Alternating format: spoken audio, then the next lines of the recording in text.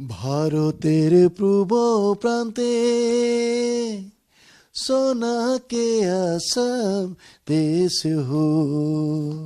মোৰ মাও চাহ বাগিচাতে পাঁচ চিঙা কাম কৰিছিলে, দেউতা কাঠমিস্ত্ৰী আছিলে, আৰু তাৰ পৰা যিহেতু মই ওলাই আহিছো, জীৱনটো বহুত কষ্ট কৰিছো। মোৰ যিটো গাঁৱৰ ঘৰ আছে তাতে বানপানী হলে কেতিয়াবা মুধচলৈকে পানী হয়। আমাৰ যিটো জনগোষ্ঠী, এই জনগোষ্ঠীসমূহে জাতিগত চেণ্টিমেণ্টটো লৈ পেলাই কেতিয়াও ভোট প্ৰদান কৰাই নাই। মই যথেষ্ট মৰাণ জনগোষ্ঠীৰ মাজতেই মই ডাঙৰ হোৱা বুলি ক'লে বঢ়াই কোৱা নহ'ব। মই সৰু কালতে চাইকেল মাৰি পেলাই মৰাণ গাঁৱতে ঘূৰিছো, আৰু আটাইতকৈ যদি বেছি মোৰ ফ্ৰেণ্ডশ্বিপ আছে তেতিয়াহ'লে মৰাণ সম্প্ৰদায়ৰ লোকসকলে মোৰ লগত মোৰ বন্ধুসকল আছে। মিত্ৰজোঁটে বিৰোধীৰ পক্ষেপ কৰিছে, আপুনি ভাবে না আপোনাৰ বাবে ফেক্টৰ হ'ব শিৱনাথ চেত্ৰী? আচলতে বিৰোধীৰ কোনো তেনেধৰণৰ আমি কোনো লক্ষণ আমি আচলতে দেখা নাই। ভেলাঘাট চাহ বাগিচাৰ লেবাৰ কোৱাৰ্টাৰতে সঞ্জয় কিষাণৰ জন্ম, তো গতিকে এতিয়াহে মই আচলতে জন্মস্থান মই বিধানসভাটোত এতিয়া বিধায়ক হিচাপে মই থিয় হ'বৰ কাৰণে সুবিধা পাইছো। ইতিমধ্যে তেওঁলোকৰ নিজৰ মাজতে অৰিয়া অৰিবিলাক আৰম্ভ হৈছে, আৰু গতিকে তাৰ কাৰণে আমাৰ অলপ সুবিধাই হ'ব। যিটো দলৰ কোনো ভৱিষ্যত নাই,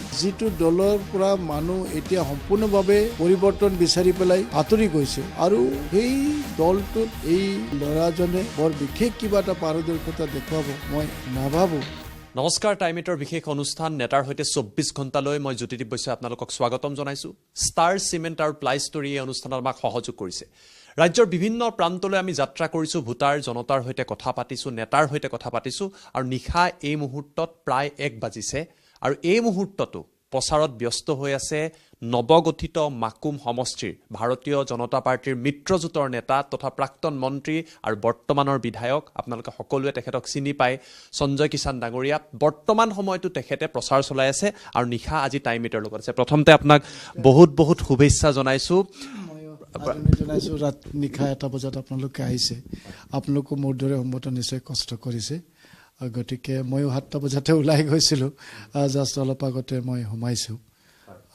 গতিকে গম পাইছে মোৰ এবাৰ নতুন এটা অভিজ্ঞতা, একেবাৰে নতুন এটা সমষ্টিত মোক প্ৰাৰ্থী হিচাপে মনোনীত কৰা হৈছে। মাননীয় মুখ্যমন্ত্ৰী ডাঙৰীয়াৰ নিৰ্দেশ মৰ্মে, দিলীপ শইকীয়া ডাঙৰীয়াৰ নিৰ্দেশ মৰ্মে। তো গতিকে নতুন এটা সমষ্টি, যিসকল কাৰ্যকৰ্তা, ইতিমধ্যে মোৰ ইয়াতে 15টা গাঁও পঞ্চায়ত আছে আৰু এটা মিউনিচিপালিটি আছে। প্ৰায়বিলাকেই বিষয়ববীয়াসকলক ইতিমধ্যে মই লগ ভাগ কৰিছোঁ, তেওঁলোকৰ লগত সাংগঠনিকভাৱে গোটেই স্থিতিটো বুজ লৈছোঁ। আজি মই দিনটো বিশেষভাৱে মোৰ মাকুম মণ্ডলৰ 3টা পঞ্চায়তত মই মিটিং কৰিলোঁ, আমাৰ কাৰ্যকৰ্তাসকলৰ লগত লগ কৰিলোঁ, আৰু গোটেই পঞ্চায়তবিলাকতে যথেষ্ট উৎসাহ আছে। আচলতে বিৰোধীৰ কোনো তেনেধৰণৰ আমি কোনো লক্ষণ আমি আচলতে দেখা নাই, আৰু নাইও আচলতে, কাৰণ তেওঁলোকে আজি অতদিনে যিদৰে ৰাজ্যৰ বাবে যিখিনি কাম কাজ কৰিব লাগিছিলে কৰিব নোৱাৰিলে, আৰু এতিয়াও যেতিয়া তেওঁলোকে নিৰ্বাচনৰ আগমুহূৰ্তত কোনো ধৰণৰ তেওঁলোকৰ ওচৰত কোনো এজেণ্ডা নাই যে অসমৰ মানুহক তেওঁলোকে কি দিব, প্ৰত্যেকটো জাতি জনগোষ্ঠীৰ কাৰণে তেওঁলোকে কি কৰিব, অসমখনক আগুৱাই লৈ যাবৰ বাবে তেওঁলোকে কি কৰিব, তেওঁলোকৰ কোনো এজেণ্ডা নাই তেওঁলোকৰ হাতত। আৰু সেইকাৰণেই আচলতে আজি যিদৰে কোনোবা এজন বৃদ্ধাই হওক, কোনোবা এগৰাকী মহিলাই হওক, কোনোবা এগৰাকী ছাত্ৰই হওক, কোনোবা এগৰাকী ছাত্ৰী হওক, বা কোনোবা এজন শ্ৰমিকেই হওক, বা কোনোবা এজন ৰোগীয়ে হওক, এই সকলোবিলাকৰ কাৰণেই চৰকাৰে কিবা নহয় কিবা এটা আঁচনি দি পেলাই আজি লাখ লাখ মানুহক আমাৰ চৰকাৰখনে উপকৃত কৰিছে। যিবিলাক কাম আজি যদি 10টা বছৰৰ আগলৈকে ঘূৰি চাওঁ, তেতিয়াহ'লে এইবিলাক একদম জিৰ' আছিলে, একোৱেই নাছিলে। গতিকে এই ইমানখিনি সুবিধা ৰাইজে পাইছে, আৰু বিশেষভাৱে দুখীয়া শ্ৰেণীৰ মানুহে ইমান সুবিধা পাইছে। তো গতিকে মানুহে ইতিমধ্যে সাজু হৈছে, তেওঁলোকে পুনৰবাৰ ভাৰতীয় জনতা পাৰ্টীৰ চৰকাৰখন দিছপুৰত শক্তিশালীভাৱে প্ৰতিষ্ঠা কৰিবৰ কাৰণে সকলোৱে সহযোগ কৰিবৰ কাৰণে। আৰু মই যিহেতু বিভিন্ন গাঁৱত ফুৰিছোঁ, বিভিন্ন চাহ বাগিচাসমূহত ফুৰিছোঁ, সকলোতে একেই উৎসাহ দেখিছোঁ যে আমি এইবাৰ বিজেপি চৰকাৰকে আনিম, আৰু আপোনালোকে আমাক বহুত কিবা প্ৰচাৰ কৰিবৰ কাৰণে নাহিলেও হ'ব, আমি আপোনালোকৰ দায়িত্ব ল'ম, তেনেকৈ ধৰণৰ পৰিৱেশ এটা আমি দেখিছোঁ। আপুনি যিটো কৈছে যে উন্নয়নমূলক আঁচনি লোৱা হৈছে, জাতি জনগোষ্ঠীৰ সকলোৱে সুবিধাখিনি পাইছে, বিগত 10টা বছৰ আপুনি সম্পূৰ্ণ এটা বেলেগ সমষ্টিত আছিলে আৰু এতিয়া নতুন এটা সমষ্টিত আহিবলগীয়া হৈছে। নতুনকৈ সমষ্টিটো আপুনি মাকুমলৈ আহিছে, জনতাৰ সৈতে কথা পাতিছে, অলপ প্ৰত্যাহ্বান থাকে নেকি নতুন এটা সমষ্টি? হয়, নিশ্চিতভাৱে। মানে কি, এক নম্বৰ কথাটো, মই এইখিনি মানুহক আজিলৈকে মই একোৱে দিয়া নাই। আজি যোৱা 10টা বছৰে তিনিচুকীয়া বিধানসভা সমষ্টিৰ কিমান যে দুখীয়া মানুহক মই কিমান কি দিছোঁ, কিমান ৰোগীক মই মানে ব্যক্তিগত হিচাপেও কিমান সহায় কৰিছোঁ, কিমান মানুহক মই CM ৰিলিফ ফাণ্ড দিছোঁ, বা কাৰোবাৰ যদি ঘৰ জ্বলিছে তো তাৎক্ষণিকভাৱে গৈ পেলাই তাক মই কিবা নহয় কিবা এটা সহায় কৰিছোঁ। কাপোৰ কানিৰ পৰা আদি কৰি টিন পাতৰ পৰা সকলোবিলাক সহায় কৰিছোঁ। ক'ৰবাত কিবা এটা হৈছে মই লগে লগে তাত উপস্থিত হৈছোঁ। কিন্তু এই সমষ্টিটোত মই একোৱেই দিয়া নাই। কিন্তু তথাপিও এটা ভাল লাগিছে যে মই যোৱাৰ কাৰণে সকলোৱে উৎসাহ দেখুৱাইছে মোৰ লগত, যে আপুনি আহিছে, আমাক খুব ভাল লাগিছে। অন্য কোনোবা আহিলে হয়তো আমাক ইমান ভাল নালাগিলেহেঁতেন, আপুনি অহাৰ কাৰণে ভাল লাগিছে। আৰু এটা কথা কৈছোঁ যে যিটো মাকুম বিধানসভা সমষ্টি নতুনকৈ হ'ল, তাতে এটা গাঁও পঞ্চায়ত আছে, গটং গাঁও পঞ্চায়ত বুলি। আৰু গটং গাঁও পঞ্চায়তৰ ঢেলাঘাট চাহ বাগিচাৰ লেবাৰ কোৱাৰ্টাৰতে সঞ্জয় কিষাণৰ জন্ম। তো গতিকে এতিয়াহে মই আচলতে জন্মস্থান মানে মই বিধানসভাটোত এতিয়া মই বিধায়ক হিচাপে মই থিয় হ'বৰ কাৰণে সুবিধা পাইছোঁ আৰু নিজৰ গাঁওবাসীক সেৱা কৰিবৰ কাৰণে সুবিধা পাইছোঁ। তো গতিকে সেই অঞ্চলবিলাকত সৰুৰে পৰা মই চাইকেল মাৰি পেলাই ফুৰি সকলোৰে সুখে দুখত থাকি প্ৰায় মই আধা জীৱনটো মই সেইবিলাক অঞ্চলতে মই পাৰ কৰিছোঁ। মানুহৰ সুখে দুখে মই পাৰ কৰিছোঁ। আৰু সেইকাৰণে ইমান দিনৰ পাছত মোক আকৌ মানুহখিনিয়ে মোক লগ পাইছে, তেওঁলোকৰ অন্তৰৰ কথাখিনি মোৰ লগত আলোচনা কৰিছে, সকলোৱে মোক আঁকোৱালি লৈছে। তো গতিকে এটা ভাল পৰিৱেশ। মই ভাবোঁ যে মই নতুনকৈ গৈছোঁ যদিও মই বৰ বিশেষ কষ্ট কৰিব নালাগিব। আৰু মই যোৱাবাৰ যিটো তিনিচুকীয়া বিধানসভা সমষ্টি আছিলে, তাতে মই প্ৰায় ৭৫,০০০ ভোটৰ ব্যৱধানত মই জয়ী হৈছিলোঁ। আৰু ইয়াতো ভাবিছোঁ যে মই এইবাৰ 1 লাখমান ভোটৰ ব্যৱধানতে মই জয়ী হ'ম। তেনেকৈ ধৰণৰ মই আপোনাৰ যিটো মই প্ৰচাৰ দেখিছোঁ আৰু আপোনাৰ যিটো আত্মবিশ্বাস দেখিছোঁ যে আজি আপুনি কৈ দিব বিচাৰিছে নতুন এটা সমষ্টিত আপুনি বৃহৎ ব্যৱধানত জয়লাভ কৰিব। মানে মানুহৰ উৎসাহটো যিদৰে দেখিছোঁ আমি, আৰু আমাৰ কাৰ্যকৰ্তাসকলে যথেষ্ট কষ্ট কৰিছে আচলতে। আজিও মই যিসকল কাৰ্যকৰ্তা লৈ পেলাই সভা সমিতিসমূহ কৰিছোঁ বা যোৱাকালিও কৰিছোঁ, যথেষ্ট উৎসাহ আছে। মানে আজি বিশেষভাৱে যুৱ মৰ্চাৰ 3টা মণ্ডলে মোক আহি পেলাই আকৌ লগ কৰিলে। 3টা মণ্ডলৰে যথেষ্ট উৎসাহ আছে।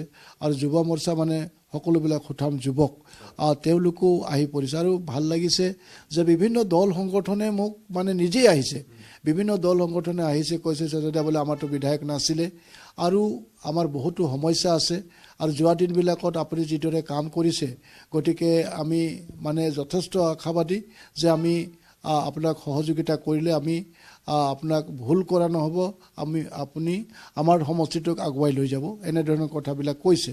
আৰু ময়ো ভাবিছোঁ যে চাওক, মই যোৱা 10টা বছৰে বহুত কামেই কৰিলোঁ তিনিচুকীয়া বিধানসভা সমষ্টিত। এখন মেডিকেল কলেজ অনাৰ ক্ষেত্ৰত যথেষ্ট মোৰ অৰিহণা আছিলে। কেঞ্চাৰ ইনষ্টিটিউট সুন্দৰভাৱে নিৰ্মাণ হ'ল।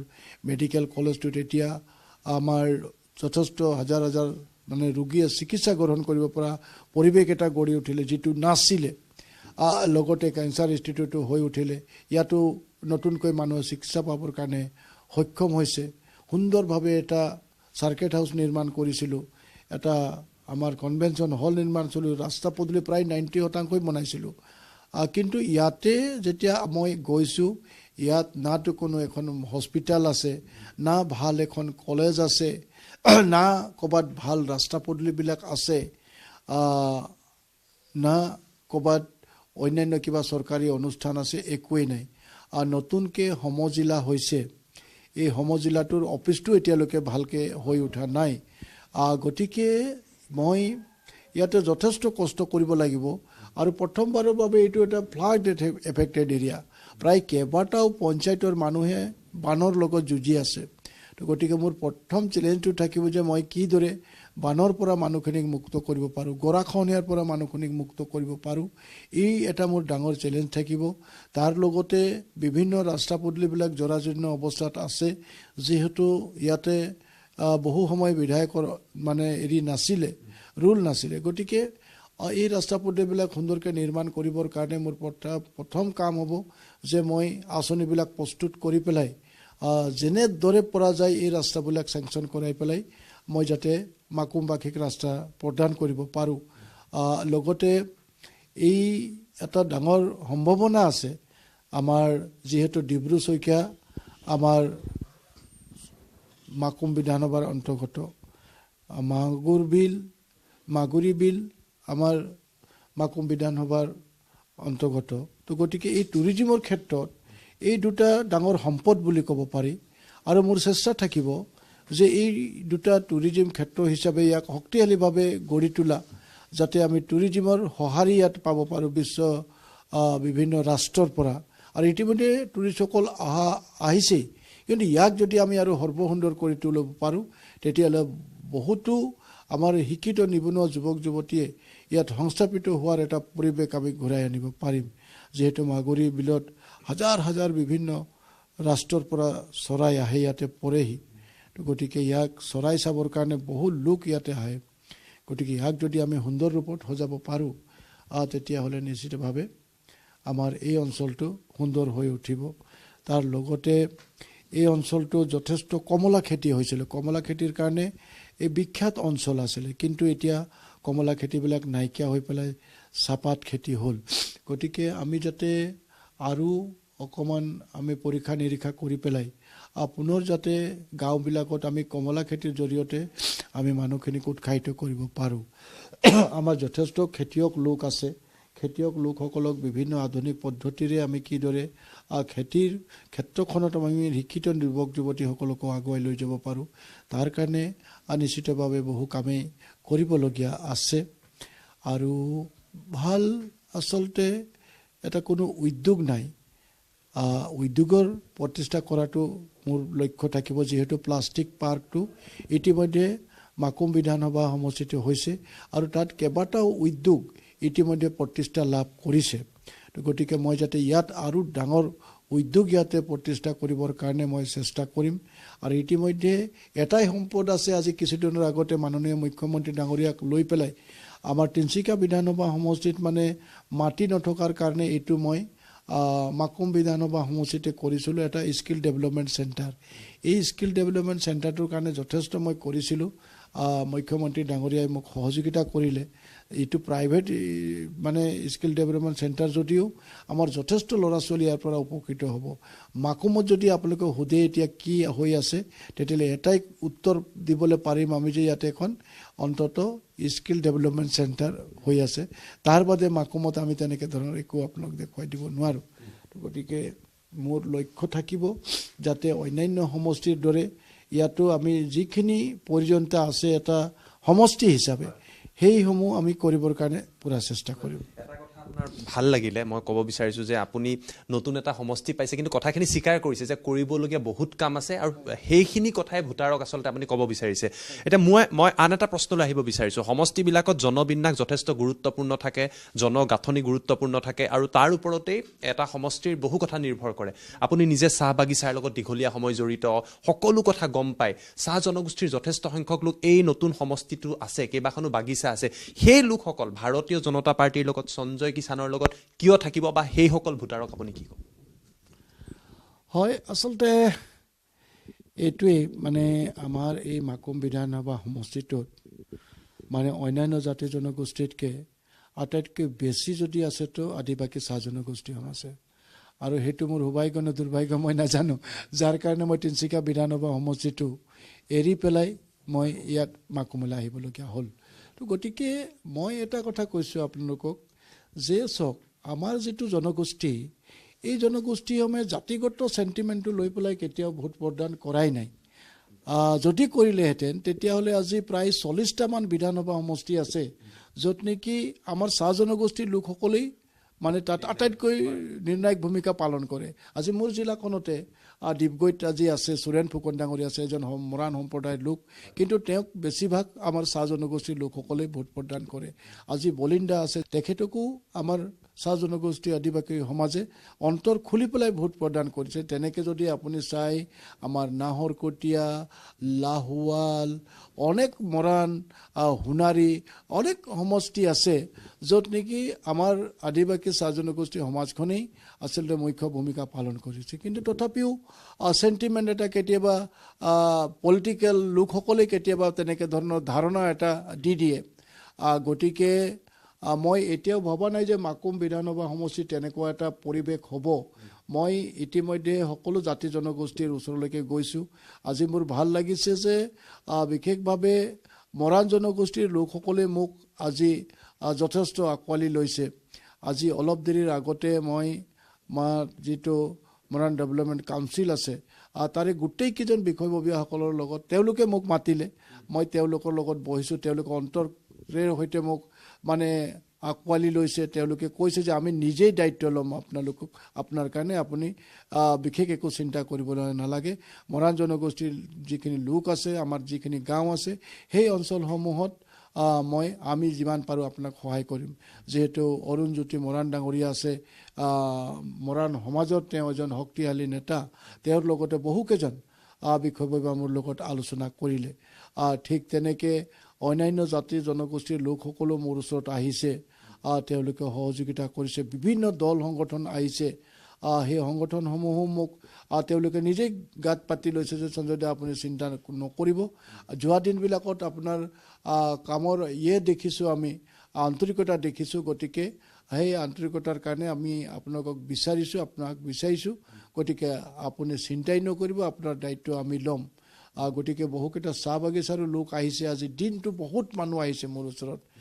মই আচলতে মানে মানুহখিনিক ভালদৰে কথাও পাতিব মানে ইমান মানুহ আহিছে। তাৰ মাজতে মই মিটিংবিলাক কৰিবলগীয়া আছে। আজি বহুতকেইটা মিটিং কৰিছোঁ মই। তো গতিকে মই নাভাবোঁ যে এইটো কিবা মানে জাতি জনগোষ্ঠীৰ কাৰণে কিবা এটা মানে আমাৰ ক'ৰবাত অসুবিধা হ'ব। মই ভাবোঁ তেনেকৈ ধৰণৰ একো নহ'ব। মই সঞ্জয় কিষাণ সদায় সকলোকে লৈ পেলাই আগবাঢ়িবৰ কাৰণে প্ৰয়াস কৰিছোঁ। আৰু যিটো বাৰেকুৰি অঞ্চলতেই আচলতে মোৰ যিটো ঘৰ ঢেলাঘাট চাহ বাগিচা কাষতে লাগি আছে। আৰু মই যথেষ্ট মৰাণ জনগোষ্ঠীৰ মাজতেই মই ডাঙৰ হোৱা বুলি ক'লে বঢ়াই কোৱা নহ'ব। মই সৰু কালতে চাইকেল মাৰি পেলাই মৰাণ গাঁৱতে ঘূৰিছোঁ। আৰু আটাইতকৈ যদি বেছি মোৰ ফ্ৰেণ্ডশ্বিপ আছে তেতিয়াহ'লে মৰাণ সম্প্ৰদায়ৰ লোকসকলে মোৰ লগত মোৰ বন্ধুসকল আছে। তো গতিকে সকলোৱে মানে মোৰ কাৰণে সকলো কিবা নহয় কিবা কৰিবৰ কাৰণে দায়িত্ব লৈছে। তো গতিকে এই বিষয়টো আচলতে মোৰ বিশেষ কিবা অসুবিধা হ'ব বুলি পেলাই মই নাভাবোঁ। আমাৰ সংখ্যাটো বেছি যদিও ইয়াত তেনেকৈ ধৰণৰ কোনো অসুবিধা নহ'ব। আপুনি প্ৰথমতে এটা কথা কৈছিলে যে নতুন সমষ্টিত কিবা এটা অঞ্চল আছে য'ত বানপানী গৰাখহনীয়াৰ এটা যথেষ্ট সমস্যা আছে। এটা অঞ্চল হৈছে আপোনালোকৰ যি কৰ্দৈগুৰি গাঁও। 1992 চনৰ পৰা তাত থকা জনতা বানপানী গৰাখহনীয়াৰ লগত যুঁজি আছে। এই লোকসকলে কিন্তু আশাৰে ৰৈ আছে, এটা নতুন সমষ্টি পাইছে, এজন নতুন বিধায়ক পাব, তেওঁলোকৰ জীৱনলৈ পৰিৱৰ্তন আহিব লাগে। আজি টাইমিটৰ অনুষ্ঠানৰ জৰিয়তে সেই গাঁওবাসীক আপুনি কি ক'ব? মই খন্তেক আগতে সেইখন গাঁৱৰ পৰাই আহিছোঁ। মই বহুত ৰাতি হ'ল মই সেইখন গাঁৱৰ পৰাই আহিছোঁ। মোৰ ভাই ত্ৰিদীপ মৰাণ ডাঙৰীয়াৰ ঘৰ তাতে আছে। তো গতিকে তেওঁৰ ঘৰলৈকে মই গৈছিলোঁ। তাত বহুকেইজন মোৰ লোকসকলক লগ পালোঁ। তেওঁলোকৰো এইটোৱেই কথা আছে যে এতিয়া তাত গৰাখহনীয়া অলৰেডি আৰম্ভ হৈ গৈছে। তাতে গৰাখহনীয়া আৰম্ভ হৈছে। অলপ বৰষুণ হৈছে কিন্তু গৰাখহনীয়া আৰম্ভ হৈ গৈছে। গতিকে ইতিমধ্যে মন্ত্ৰী পীযুষ হাজৰিকা ডাঙৰীয়াই এই অঞ্চলত পৰিভ্ৰমণ কৰিছে আৰু এই গৰাখহনীয়া ৰোধ কৰিবৰ কাৰণে ইতিমধ্যে তাতে কেইবাটাও স্কিম দিছে আৰু কাম চলিও আছে। কিন্তু মোৰ এটা চেষ্টা থাকিব। ইতিমধ্যে আমাৰ মন্ত্ৰী ডাঙৰীয়া যিহেতু উক্ত অঞ্চলটো ভ্ৰমণ কৰি পেলাই সকলোবিলাক ষ্টাডিও কৰিছে, গতিকে এই অঞ্চলটো ৰক্ষা কৰিবৰ কাৰণে যাতে এটা শক্তিশালী আঁচনি প্ৰস্তুত কৰি পেলাই তাত আমি মানে কাম আৰম্ভ কৰিব পাৰোঁ, যাতে চিৰদিনৰ বাবে এই অঞ্চলবাসীক গৰাখহনীয়াৰ পৰা ৰক্ষা কৰিব পৰা যায়। মানে কৰ্দৈগুৰিৰ পৰা আৰম্ভ কৰি বাৰেকুৰি অঞ্চল, তাৰ লগতে গুহিজান অঞ্চল, বহু এনে অঞ্চল আছে য'ত গৰাখহনীয়াই যথেষ্ট অসুবিধাত দিছে আমাৰ গাঁওবাসী ৰাইজক।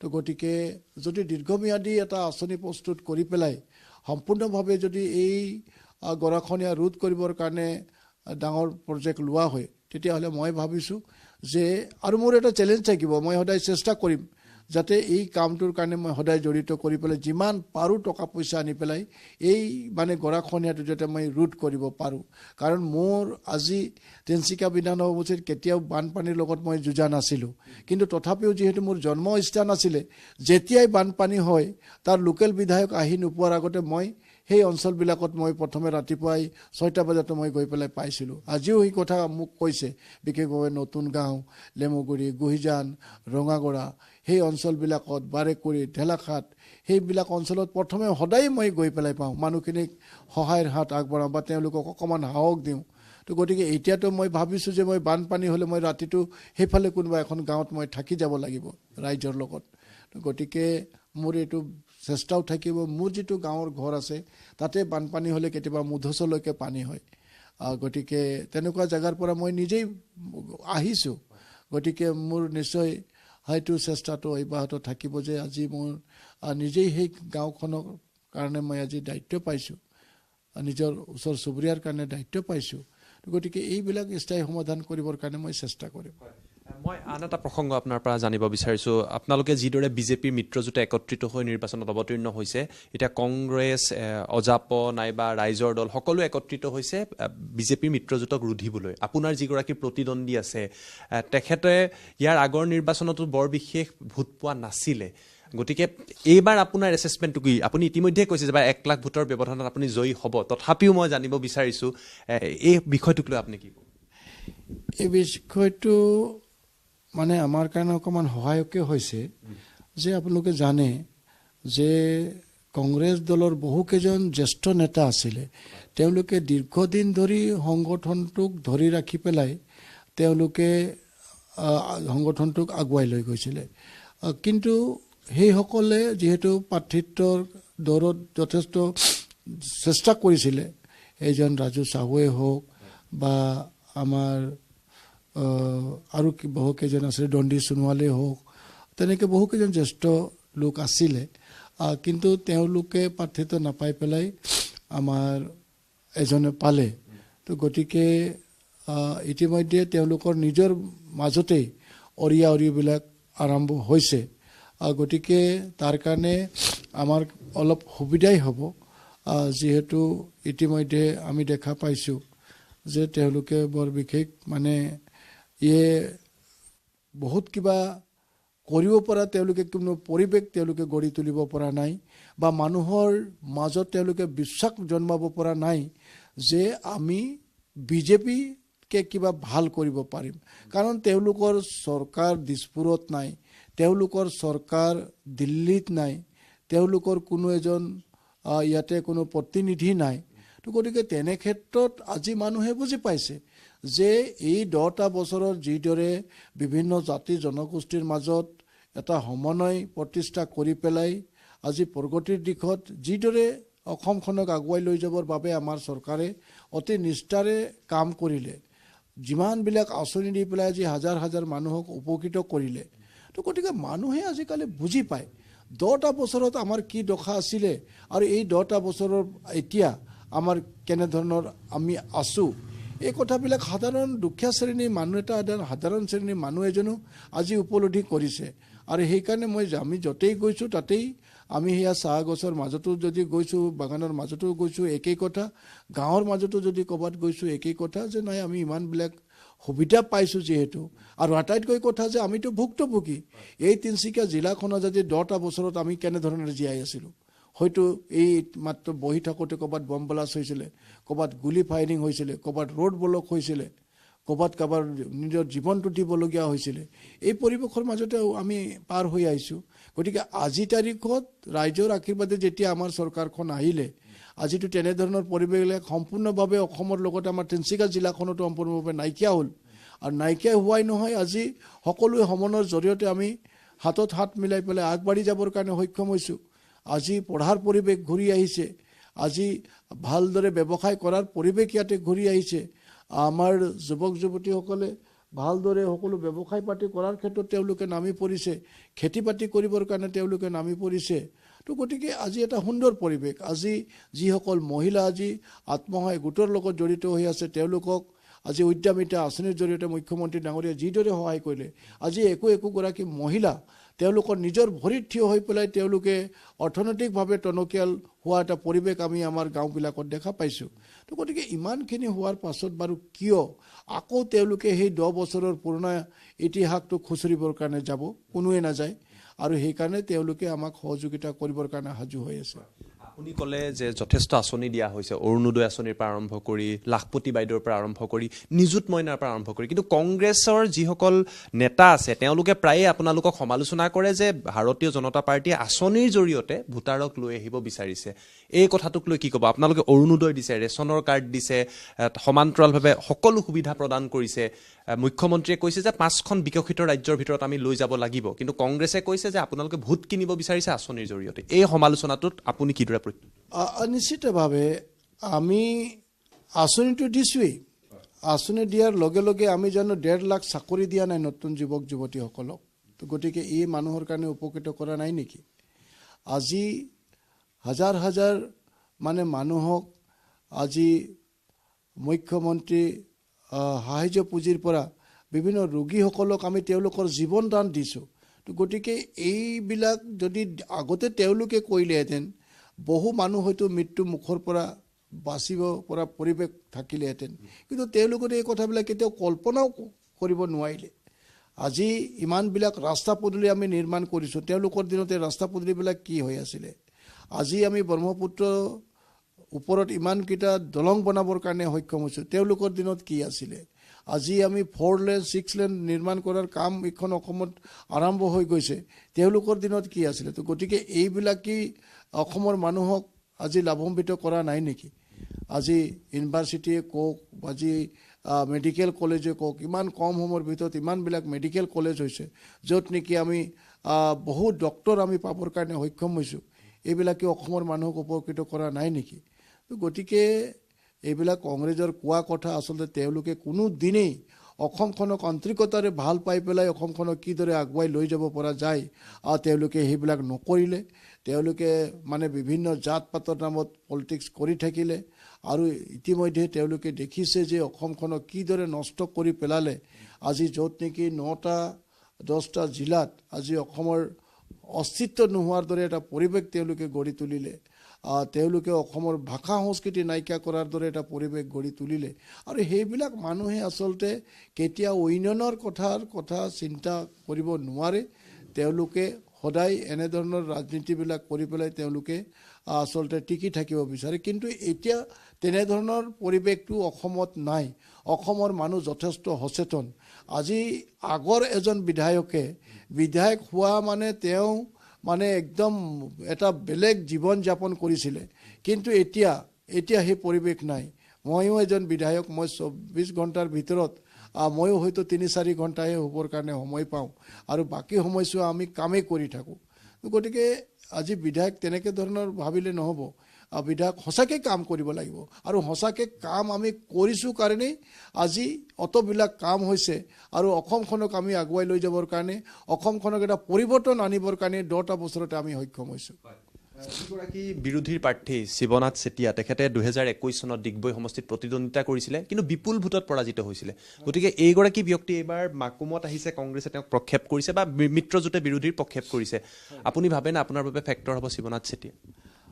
নাই, চাওক, ফেক্টৰৰ কথাটো মই নকওঁ। মোৰ ওচৰৰে গাঁৱৰে তেওঁ বাৰেকুৰি অঞ্চলৰে ল'ৰা, আৰু যিহেতু ময়ো সেইটো অঞ্চলৰে ল'ৰা, দুইজন একেটা অঞ্চলৰে ল'ৰা।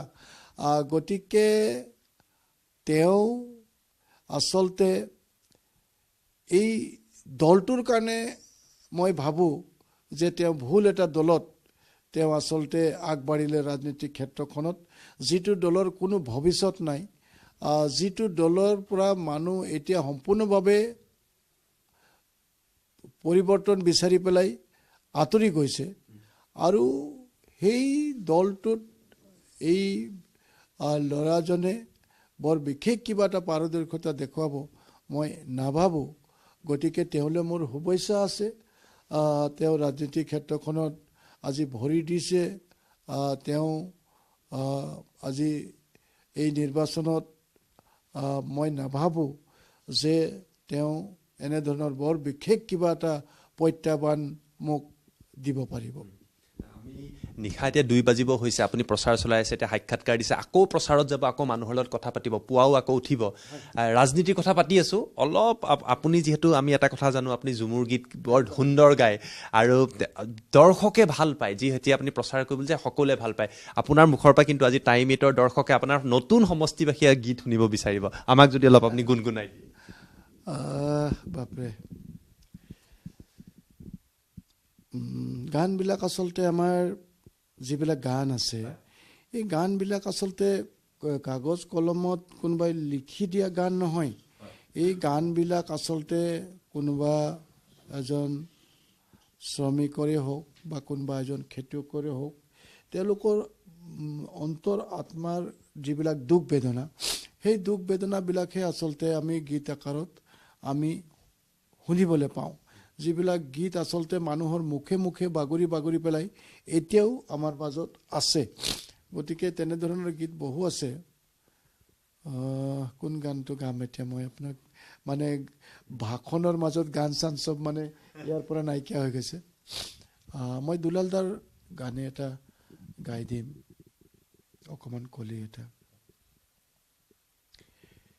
ভারতের পূর্ব প্রান্তে সোনা কে আসাম দেশ হো, ভারতের পূর্ব প্রান্তে সোনা কে আসাম দেশ হো, हरियाली हरियाली देखते सुहान, चारों दिगे चाय के बागान, हरियाली हरियाली देखते सुहान, चारों दिगे चाय के बागान। धन्यवाद। বহুত বহুত ধন্যবাদ জনাইছোঁ। নিশা 2 বজালৈ প্ৰচাৰ চলিছে, তেখেতে আমাক সাক্ষাৎকাৰ দিছে, কাইলৈ আকৌ প্ৰচাৰ কৰিব। কিন্তু তাৰ মাজতো তেখেতৰ এনাৰ্জিটো চাওক। সঞ্জয় কিষাণ ডাঙৰীয়াই যে এইদৰে সুন্দৰকৈ গীত এটা গালে, দৰ্শকৰ সৈতে কথা পাতিলে, আপোনাৰ কিন্তু যিটো শক্তি দেখিছোঁ, এনাৰ্জি দেখিছোঁ, সঁচাকৈ আমি আপ্লুত হৈ পৰিছোঁ। ৰাইজৰ আশীৰ্বাদ আছে, ভগৱানৰ আশীৰ্বাদ আছে। আচলতে এইটোৱেই মই মানে ভগৱানৰ আশীৰ্বাদেই পাইছোঁ বুলি ক'ব লাগিব যে মইতো এটা চাহ বাগিচাৰ শ্ৰমিকৰ সন্তান। মোৰ মাও চাহ বাগিচাতে পাত ছিঙা কাম কৰিছিলে, দেউতা কাঠমিস্ত্ৰী আছিলে, আৰু তাৰ পৰা যিহেতু মই ওলাই আহিছোঁ, জীৱনটো বহুত কষ্ট কৰিছোঁ। মই কৰিবলগীয়া একো কামেই নাই, চব কামেই কৰিছোঁ। গতিকে সেইটো যিটো জীৱন মই পাৰ কৰিছোঁ, তাৰ পাছত এনেধৰণৰ যিমান কষ্ট কৰিলোঁ আচলতে সেই কষ্টবিলাক আচলতে অনুভৱ নহয়। মই এতিয়া এই আজি এনেকৈ হৈছে নহয়, মই প্ৰায়ে 1টা বজাত বিচনালৈ যাওঁ, আৰু মই প্ৰায় 4টামান বজাতে মই সাৰ পাই পেলাই মই উঠি যাওঁ, আৰু মই দিনটো কি কি কাম কৰিম কি নকৰিম সেইটো মই 4টামান বজাতে উঠি পেলাই মোৰ নোটবুকত মই নোট কৰোঁ, যে দিনত মই সেই সময়ত মোৰ মনত পৰে যে মই কি কি, অকল কামেই নহয়, মই কোনটো কথা কাক ক'বলগীয়া আছে, কোনে মোক কি কৈ থৈছিলে, সেই কামটোৰ কাৰণে মই কি কৰিবলগীয়া আছে, বা মই অফিচত গৈ পেলাই কাৰোবাক মই কি ক'বলগীয়া, এই কথাখিনি মোৰ মনত পৰে সেইটো সময়ত, আৰু সেইবিলাক মই নোট কৰি লওঁ। গতিকে তেনেধৰণৰ লাইফটো মই পাৰ কৰি আছোঁ। আৰু বহুত কষ্ট কৰিছোঁ যেতিয়া, এনেধৰণৰ কষ্টবিলাকৰ কাৰণেও ভগৱানে হয়তো আশীৰ্বাদ দিছে, যে দেখিছে এতিয়া 2টা হয়তো বাজিছে, কিন্তু মোৰ তেনেকৈ ধৰণৰ কোনো ভাগৰুৱা মানে মোৰ কোনো হেৰি নাই। গতিকে এইটো ৰাইজৰো আশীৰ্বাদ আছে। বহুত বহুত ধন্যবাদ জনাইছোঁ সঞ্জয় কিষাণ ডাঙৰীয়াক, যে নিৰ্বাচনী প্ৰচাৰৰ মাজত আমাৰ অনুষ্ঠানটোৰ নামেই হৈছে নেতাৰ সৈতে 24 ঘণ্টা। এতিয়া 24 ঘণ্টাৰ অধিক হৈছে তেখেতে প্ৰচাৰ চলাই আছে, আৰু আমাৰ লগত কথাও পাতিলে। আৰু নতুনকৈ গঠিত হোৱা মাকুম সমষ্টিৰ ভোটাৰক তেওঁৰ ভাল লগা কথাটো হৈছে, তেওঁ কি কৈছে, তেওঁ কৈছে যে বহু কাম কৰিবলৈ বাকী আছে, মাকুমৰ জনতাই বহু পাবলৈ বাকী আছে, আৰু তেওঁ প্ৰতিশ্ৰুতি দিছে এই কামখিনি কৰিব। জনতাই কি মেণ্ডেট দিয়ে তাৰ ওপৰত আমাৰ সকলোৰে নজৰ ৰাখিব। কিন্তু এই অনুষ্ঠানৰ জৰিয়তে এনেকুৱা কথাবিলাকেই প্ৰতিটো সমষ্টিৰ কথা, প্ৰতিগৰাকী নেতাৰ কথা আপোনালোকৰ মাজলৈ লৈ অহাৰ চেষ্টা কৰিম। পুনৰবাৰ তেখেতক ধন্যবাদ জনাইছোঁ। ধন্যবাদ, শুভৰাত্ৰি।